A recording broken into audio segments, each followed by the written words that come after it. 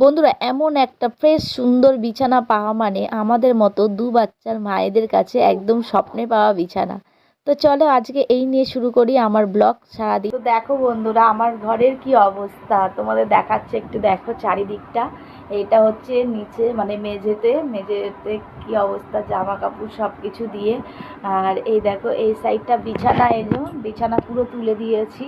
তো যাদের ঘরে বাচ্চা আছে, তো সকালবেলা কিভাবে বিছানা গুছাতে হয় একটা মাকে প্রপারলি সারাদিনের জন্য গুছিয়ে তৈরি করে রাখতে হয়, সেটা মানে আমার মতো যারা মায়েরা রয়েছে, ছোটো বাচ্চার মায়েরা, তারাই জানে, তারাই বুঝবে যে ঘুম থেকে ওঠার পরে কি এমন যুদ্ধ চলে বিছানা নিয়ে আর সারা ঘর গোছানো নিয়ে।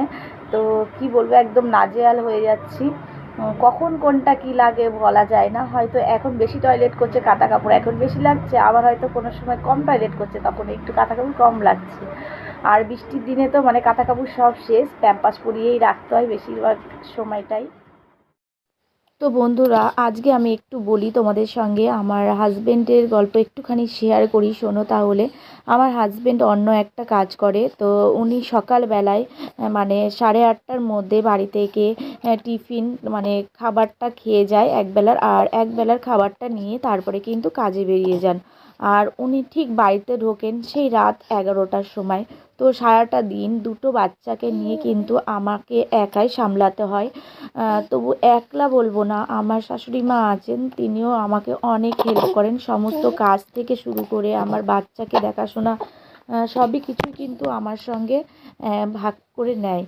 আর উনি না থাকলে আমি হয়তো আর একটা বেবি নেওয়ার সিদ্ধান্ত নিতেই পারতাম না। তো ওনার জন্য কিছু আমার কিন্তু সম্ভব হয়েছে। আর চলো, এখন আর কথা নয়, তো ঘরটা আমি তাড়াতাড়ি করে গুছিয়ে নিই। তো আমার তানুকে এখন কিন্তু আমি রেখেছি, এই দেখো দোলনায়, দেখতে পাচ্ছ আমার পেছনে দোলনা রয়েছে। তো দোলনাতেই রেখেছি, ঘুম পাড়িয়ে দিয়েছি, আর তারপরেই কিন্তু আমি এই যে বিছানাটা নিয়ে গোছাতে বসেছি। তো মা এখন গেছে হচ্ছে উপরে, আমাদের গোপাল রয়েছে, তাকে তো আবার জাগাতে হবে, শয়ন থেকে তুলতে হবে, তুলে তাকে স্নান করিয়ে খাবার দিতে হবে। তো এগুলোও কিন্তু আমার শাশুড়ি মা সব করেন, মা একলাই সব কিছু করেন। এমনকি সকালে রান্না বান্নাটা করে তার দুই ছেলে, আমার দেওর রয়েছে, তো দেওরকেও কিন্তু টিফিন দিতে হয়। তো দুই ভাইকে টিফিন করে দিয়ে তারপরে মা নিচে সব গুছিয়ে রেখে ওপরে গেছেন পুজো দিতে।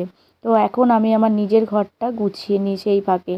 তো এই দেখো আমি কিন্তু নিচে সব কিছু গুছিয়ে নিয়েছি, মানে কাঁথা কাপড়গুলো সারা রাত যেগুলো কাঁথা কাপড় লাগে, সো সেইগুলো ছড়িয়ে ছিটিয়ে থাকে চারিদিকে, সেগুলো কিন্তু পাট পাট করে আবার গুছিয়ে রাখতে হয় সারা দিনের জন্য। আর এদিকে যেহেতু আমাদের একটা খাটের মধ্যে আমরা চারজনাই ঘুমাই, আমার বড় ছেলে, আমি, আমার হাজব্যান্ড আর আমার ছোট ছেলে। তো সেহেতু আমাদের মানে কি বলতো, খুব একটা যে এলাহিভাবে শোয়া যায় তা নয়, মানে চাপাচাপি করেই শুতে হয়। শীতের দিনে হয়তো একটু কম অসুবিধা হবে।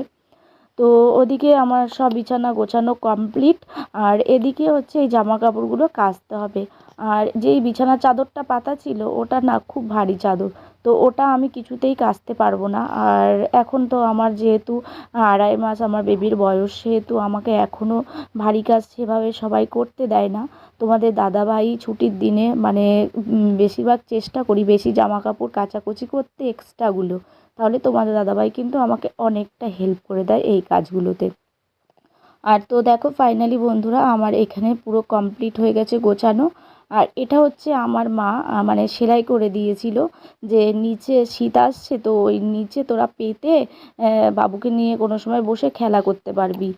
তো সেটা আমি আর করিনি। এখানে কি করেছি বলো তো, এই যে আমার অনেক সোনা বড় ছেলে এখানে যখন বসে খাটের উপরে, তখন কিন্তু এটা যেহেতু প্লাস্টিক পাতা রয়েছে বিছানার চাদরের নিচে, এটা ঘুচিয়ে যায় বারবার, তার জন্য এই জামদানি দিয়ে মা বানিয়ে দিয়েছে, ওটাই পেতে দিয়েছি বেশ সুন্দর করে। আর কি বলো তো, তাহলে এটা বসে থাকবে, বিছানার চাদরটা ঘোচাবে না। তো বন্ধুরা, তোমাদের ভিডিওটা কেমন লাগলো অবশ্যই জানিও।